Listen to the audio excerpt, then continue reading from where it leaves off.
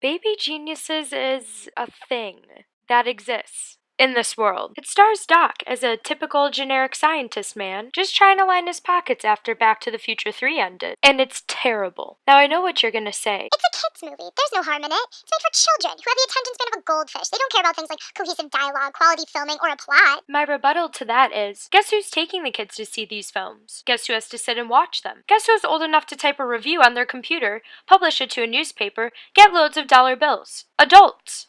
And guess who hated this movie? Adults. Now, I've seen my fair share of terrible kids' movies.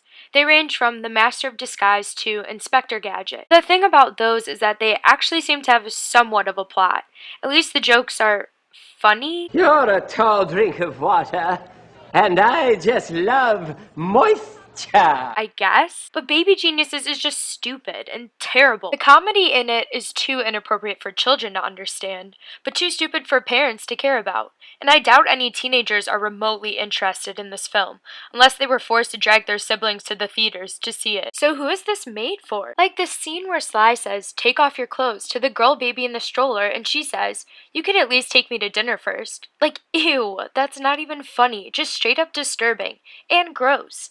They're supposed to be like 23 months old. A repetitive joke that kept reoccurring was the idea of men being hid in the junk. Now, while this seems to be something that is commonly funny to children, it was just exhausted by the film. Like, why did there need to be two of the exact same scene where the henchman gets zoinked in the no-no spot? Like, wasn't one bad enough? All of these science references are really complex and confusing. The idea of the babies having their own secret code is kind of cute, but it just gets ruined by the complex history of prehistoric language and crossing over when you turn 2. It was honestly hard to follow. And once again, why would any child care? The AV Club perfectly captured what these jokes are, calling the babies bad stand-up comedians. Both do have a thing in common. You have to pay to see both this terrible movie and bad stand-up, and both leave you contemplating your moral choices. Perhaps the most obvious and terrible part of the film was the extremely blatant dubbing. I honestly don't think there was one scene that wasn't dubbed. It was creepy and super noticeable. The acting was bad. I mean, really bad. But add on the unsynced voiceovers and clearly post-recorded dialogue, and it was a catastrophe.